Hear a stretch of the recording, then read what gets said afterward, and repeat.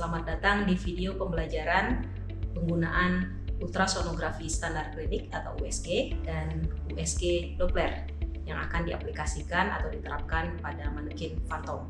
Bersama saya hari ini Hesti Susanti dan saya ditemani oleh Dr. Fenty Alia. Video pembelajaran ini merupakan bagian dari kuliah dasar anatomi dan fisiologi dengan kode mata kuliah AEK 1 BAB 3. Saat ini kita sedang berada di lab instrumentasi biomedis yang merupakan bagian dari program studi teknik biomedis Universitas Telkom. Oke, di sini tersedia dua perangkat. Kita mulai dengan perangkat yang pertama.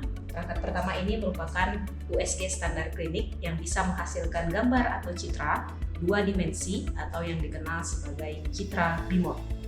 Kemudian kita memiliki dua tipe transducer. Transducer yang pertama tipe linear dan transducer yang kedua tipe convex. Kemudian di sebelah kanan ada perangkat USG Doppler yang prinsip kerjanya sama, namun penggunaannya nanti lebih spesifik.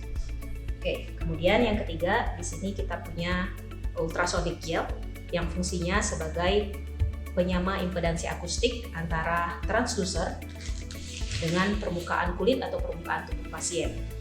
Tanpa kehadiran gel ini, maka transfer gelombang ultrasonik dari transducer menuju tubuh pasien dan sebaliknya pantulan dari tubuh pasien menuju transducer menjadi tidak optimal karena ada kehadiran udara di situ. Nah, dengan adanya gel USG ini, maka transfernya menjadi optimal sehingga gambar atau citra yang dihasilkan juga menjadi optimal. Kita mulai dengan perangkat USG-nya. Pada layar monitor di sini ditampilkan parameter-parameter pencitraan antara lain pengaturan frekuensi, kemudian ada line density, kemudian ada jumlah fokus, posisi fokus, kemudian dynamic range yang tujuannya untuk mengatur level skala keabuan dari citra USG-nya. Kemudian di sini ada setting PGC atau time gain compensation yang fungsinya untuk mengatur amplifikasi atau penguatan dari citra USG-nya berdasarkan kedalaman. Kemudian ada setting-setting lainnya yang pada dasarnya bertujuan atau berfungsi untuk mengoptimalkan kualitas dari citra yang dihasilkan. Oke, kita beralih ke transducer yang pertama. Transducer yang pertama tipe linear yang dirancang bentuknya lurus seperti ini atau linear. Kemudian rentang frekuensinya relatif tinggi, yaitu antara 5-10 MHz. Jadi rentang frekuensi itu berbanding terbalik dengan kedalaman. Semakin tinggi rentang frekuensi, maka kedalaman dari organ tubuh yang bisa dijangkau menjadi lebih dangkal dan sebaliknya. Oke, dengan tujuan seperti itu, maka nanti penerapannya bisa untuk memeriksa organ-organ yang relatif dangkal, misalnya arteri karotis. Oke, untuk aplikasi yang pertama, kita aplikasikan dulu gelnya, kemudian akan diperagakan oleh Dr. Fenty. Selanjutnya saya akan memperagakan pemakaian transducer linear untuk mencari citra arteri karotis. Arteri karotis bisa kita cari di bagian leher pasien bagian kanan dan kiri dengan menyusuri bagian atas klavikula bagian tengah sampai ke bawah mandibula. Arteri karotis ini terbagi dua, yaitu arteri karotis interna dan arteri karotis eksterna. Arteri karotis interna itu mendarahi bagian otak, arteri karotis eksterna mendarahi bagian wajah dan leher. Nah, berikutnya adalah peragaan mencari gambaran citra arteri karotis. Kita telusuri bagian yang tadi sudah saya sebutkan sebelumnya dengan melakukan manuver transversal atau sagittal untuk mencari citra pembuluh darah tersebut. Kita telusuri. Nah, biasanya yang dicari itu adalah bagian dinding pembuluh darahnya. Apabila kita mendapatkan potensi misalnya adanya sumbatan atau plak sebagai contoh, maka pasien tersebut bisa berpotensi untuk mendapatkan serangan stroke. Nah, seperti itu contoh peragaan penggunaan transducer linear untuk mencari citra arteri karotis. Selanjutnya, silakan Bu Hesti untuk menjelaskan tentang transducer berikutnya. Oke, transducer tipe kedua yaitu transducer convex yang dirancang bentuknya convex atau cembung seperti ini melengkung. Kemudian rentang frekuensinya relatif lebih rendah daripada transducer linier. Jadi ini rentangnya hanya 2 sampai 6 MHz. Sehingga tujuannya adalah untuk menjangkau bagian-bagian organ tubuh yang letaknya relatif lebih dalam. Keuntungan yang kedua, dengan bentuknya konveks seperti ini, dia bisa menjangkau daerah yang lebih luas. Oleh karena itu nanti akan diperagakan oleh Dr. Fenty untuk bagian abdomen yang karakteristiknya adalah bagian-bagian organ tubuhnya lebih dalam dan areanya lebih luas. Kita aplikasikan lagi gelnya. Oke. Sebelum dilakukan pemeriksaan bagian abdomen dan pelvis dengan menggunakan transducer konveks, biasanya dokter akan meminta persiapan dari pasien. Persiapan itu contohnya adalah puasa 8-12 jam sebelum pemeriksaan, atau juga bisa persiapan minum air putih 4-5 liter 1 jam sebelum pemeriksaan, kemudian menahan kencing. Tentu saja persiapan itu sesuai dengan tujuan pemeriksaannya. Nah, berikutnya untuk melakukan pemeriksaan di daerah abdomen, dokter atau operator harus mengetahui pembagian regio dari abdomen itu sendiri untuk mengetahui proyeksi organ di bawahnya.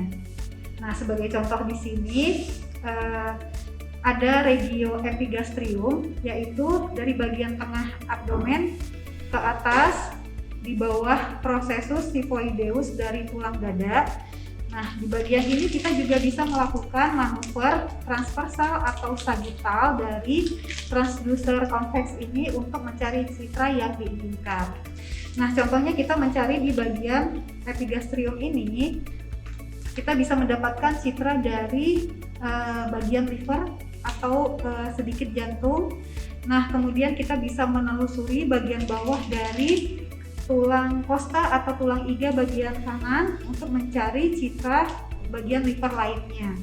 Nah, di bawah liver kita juga bisa melakukan manuver yang sama untuk mencari citra dari kandung empedu. Nah, selanjutnya bergerak ke bagian tengah, kita bisa mendapatkan bagian dari citra dari lambung, kemudian pankreas. Bergeser ke kiri ke bagian lumbal, kita bisa menemukan gambaran dari limfa, kemudian bagian dari kolon sampai ke rektum. Nah, di bagian tengah dari regio ini kita bisa mendapatkan citra dari usus halus, kemudian juga kolon, dan lanjut ke bawah ke bagian lipat paha kita bisa menemukan citra dari appendix. Nah, selain itu kita juga bisa mencari citra dari ginjal kanan, posisi pasien itu dekubitus apa miring, sehingga nanti gambaran citranya bisa maksimal. Nah, kemudian selain abdomen kita juga bisa memeriksa atau mencari gambaran USG dari daerah pelvis. Nah, daerah pelvis atau panggul ini pada pria dan wanita kita bisa mendapatkan kandung kemih. Kita telusuri dari simplicis pubis ke bagian atas, kita bisa mendapatkan gambaran kandung kemih. Pada wanita ada organ yang berdekatan di situ, yaitu uterus dan ovarium. Nah, pada wanita hamil kita bisa mendapatkan gambaran janin. Nah, pada pria selain kita bisa menemukan kandung kemih, kita juga bisa menemukan prostat. Nah, seperti itu. Itu adalah contoh penggunaan transducer konveks untuk mencari organ di bagian abdomen dan pelvis. Oke, terima kasih. Tadi sempat dijelaskan oleh Bu Fenty bahwa salah satu persiapannya itu pasiennya disuruh minum ya dengan jumlah liter yang cukup banyak. Tujuannya adalah karena sifat air itu adalah anechoic, ya, tidak memantulkan, sehingga tujuannya organ-organnya itu nanti bisa lebih tercitrakan dengan baik karena backgroundnya tidak memantulkan, ya. Jadi seperti foto yang backgroundnya adalah hitam. Kemudian kita beralih ke perangkat yang kedua. Ini adalah USG Doppler. Nah, dia menggunakan prinsip kerja yang lebih spesifik, yaitu menggunakan efek Doppler. Jadi ini digunakan untuk menghitung denyut atau detak jantung janin. Tapi karena manekin fantomnya ini laki-laki, ya, jadi kita akan aplikasikan untuk menghitung detak atau denyut jantung arteri pada pergelangan tangan. Nah, prinsipnya adalah ketika ada suatu organ yang berdetak atau bergerak dan berdenyut. Ketika gerakannya itu sedang menuju ke transducer, frekuensinya akan naik. Kemudian ketika gerakannya menjauhi dari transducer, dia akan turun frekuensinya. Nah, selisih atau perbedaan frekuensi ini yang nanti akan diterjemahkan atau dihitung sebagai jumlah detak per menit atau bit per menit ya. Sama dengan yang transducer tipe linear dan konveks tadi, untuk transducer Doppler kita juga aplikasikan gel USG-nya. Silakan. Oke. Untuk peragaan penggunaan fetal Doppler itu akan kita lakukan di bagian pergelangan tangan, tepatnya di arteri radialis. Jadi arteri radialis bisa dicari, yang biasanya lokasi kita mencari denyut nadi. Kita rasakan dulu hentakannya, kemudian kita tempatkan transducer dari fetal Doppler ini tepat di atasnya untuk mencari detak per menit yang bisa ditampilkan di layar. Nah, itu sudah terlihat detaknya 77 kali per menit. Ya, seperti itu. Dan di sini teman-teman juga bisa mendengar seperti suara noise gitu ya. Nah, ini adalah representasi dari pantulan gelombang ultrasoniknya ketika pertama kali dikirimkan dan dipantulkan kembali dari organ tubuh kembali ke transducernya. Oke. Baik. Terima kasih. Ya. Baik, demikianlah video pembelajaran peragaan penggunaan USG standar klinik dan USG Doppler kali ini. Terima kasih atas perhatiannya. Sampai jumpa di video pembelajaran selanjutnya. Terima kasih.